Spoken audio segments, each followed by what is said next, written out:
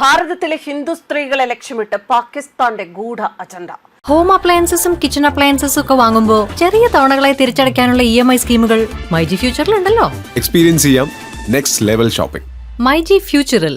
ഹിന്ദു പെൺകുട്ടികളെ കുടുക്കി നിക്കാഹിന് മുൻപ് ഗർഭിണിയാക്കാൻ ലക്ഷ്യമിട്ട് പാക് ഭീകരർ ജിഹാദ് അൽ അക്ബർ എന്ന പേരിൽ ഇന്ത്യയിലെ ഹൈന്ദവ സ്ത്രീകളെ ലക്ഷ്യമിടുകയാണ് പാക് കേന്ദ്രങ്ങൾ നടത്തുന്ന ഡിജിറ്റൽ ഭീകരാചരണയുടെ ഞെട്ടിക്കുന്ന വിവരങ്ങളാണ് ഇപ്പോൾ പുറത്തുവരുന്നത്. ഇന്ത്യയിലെ ഹൈന്ദവ സ്ത്രീകളെ വ്യാപകമായി മതപരിവർത്തനത്തിന് ഇരയാക്കുക, വ്യാജ സോഷ്യൽ മീഡിയ ഐഡികൾ ഉപയോഗിച്ച് ഇന്ത്യയുടെ ആഭ്യന്തര സുരക്ഷയും അഖണ്ഡതയും തകർക്കുക എന്നിവയാണ് ഈ ദൌത്യത്തിന്റെ പ്രധാന ലക്ഷ്യങ്ങളെന്നറിയുന്നു. ഹിന്ദുക്കൾക്കിടയിൽ സ്വന്തം മതത്തോടുള്ള വിദ്വേഷം വളർത്താനും രാജ്യസുരക്ഷയ്ക്കായി പ്രവർത്തിക്കുന്ന രാഷ്ട്രീയ സ്വയം സേവക് സംഘ് പോലുള്ള സംഘടനകളെ ലക്ഷ്യമിടാനും ഇവർ പദ്ധതിയിട്ടിരുന്നു. കൂടാതെ സോഷ്യൽ മീഡിയയിലൂടെ ഹിന്ദു മുസ്ലിം ബന്ധങ്ങളുമായി ബന്ധപ്പെട്ട ഇന്റർഫെയ്ത്ത് ഡാറ്റ ശേഖരിക്കാനും ഇവർക്ക് പദ്ധതിയുണ്ടായിരുന്നു.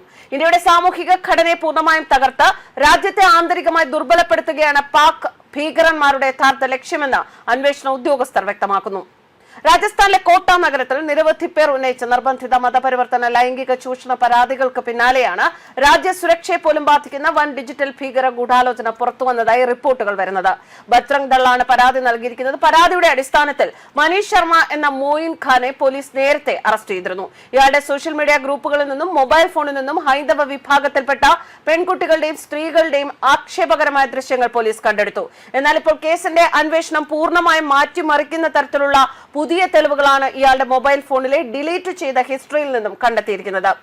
പാകിസ്ഥാനിൽ നിന്നും ഇയാൾക്ക് 3 അതീവ രഹസ്യ ഓഡിയോ സന്ദേശങ്ങൾ ലഭിച്ചു. ഈ അന്വേഷണ ഏജൻസികളെ ഞെട്ടിച്ചതും അത് തന്നെയാണ്. ജിഹാദ് അൽ അക്ബർ എന്ന പേരിൽ ഇന്ത്യയിലെ ഹൈന്ദവ സ്ത്രീകളെ ലക്ഷ്യമിട്ട് പാക് കേന്ദ്രങ്ങൾ നടത്തുന്ന ഡിജിറ്റൽ ഭീകരാജണ്ടയുടെ വിവരങ്ങളാണ് ഈ സന്ദേശത്തിലൂടെ പുറത്തു വന്നിരിക്കുന്നത്. രാജ്യവ്യാപകമായി ഇപ്പോൾ ഈ വിഷയം വലിയ ചർച്ചകൾക്ക് വഴി തുറക്കുകയാണ്. വിവിധ സോഷ്യൽ മീഡിയ പ്ലാറ്റ്ഫോമുകൾ വഴി ആസൂത്രിതമായിട്ടാണ് ഇവർ ഈ ഡിജിറ്റൽ അജണ്ട നടപ്പിലാക്കുന്നത്. ജിഹാദ് അൽ അക്ബർ എന്ന് പോലീസ് വൃത്തങ്ങൾ വ്യക്തമാക്കുന്ന ഈ പദ്ധതി പ്രകാരം പാകിസ്ഥാനിലിരിക്കുന്ന തീവ്രവാദ സംഘടനകളുടെ തലവന്മാരാണ് ഈ അപകടകരമായ ഗൂഢാലോചനയ്ക്ക് പിന്നിൽ പ്രവർത്തിക്കുന്നത്. പാകിസ്ഥാനിൽ ഇന്റർനെറ്റ് സംവിധാനം ലഭ്യമായി തുടങ്ങിയ 1992 മുതൽ തങ്ങൾ ഈ ദൌത്യത്തിനായി കൃത്രിമ പദ്ധതി തയ്യാറാക്കി വരികയാണെന്ന് ഓഡിയോയിലെ പാക് ശബ്ദം അവകാശപ്പെടുന്നു. ഈ മിഷൻ വിജയകരമായി നടപ്പിലാക്കുന്നതിനായി പാക് ഹാൻഡലർമാർ ഒരിക്കലും നേരിട്ട് മുന്നിൽ വരാറില്ല. പകരം ഇന്ത്യയിലുള്ള തങ്ങളുടെ പ്രാദേശിക ഏജന്റുമാരെ ടെലിഗ്രാം, സ്നാപ്ചാറ്റ്, ഡിസ്കോഡ് തുടങ്ങിയ ജനപ്രിയ ആപ്പുകൾ വഴിയാണ് ഇവർ നിയന്ത്രിക്കുക.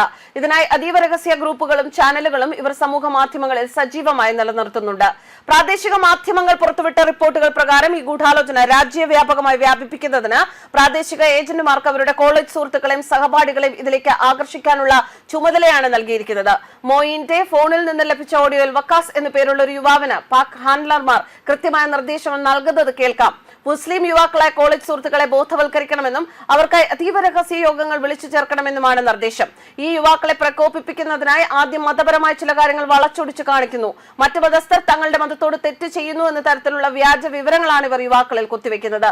യുവാക്കൾ വൈകാരികമായി പ്രകോപിതരാവുകയും തങ്ങൾക്കൊപ്പം പ്രവർത്തിക്കാൻ തയ്യാറാവുകയും ചെയ്യുമ്പോൾ അവരെ ഈ രഹസ്യ സംഘത്തിലേക്ക് ചേർക്കുകയും തുടർ പ്രവർത്തനങ്ങൾക്കായി ആസൂത്രിതമായ പരിശീലനം നൽകുകയും ചെയ്യും. സംഭവത്തിന്റെ ഗൗരവം കണക്കിലെടുത്ത് രാജസ്ഥാൻ പോലീസും ദേശീയ അന്വേഷണ ഏജൻസികൾക്കും ഡിജിറ്റൽ ശൃംഖലയുടെ വേരുകൾ കണ്ടെത്താൻ ഊർജിത അന്വേഷണം ആരംഭിച്ചിട്ടുണ്ട്. News desk കർമാനൂസ്.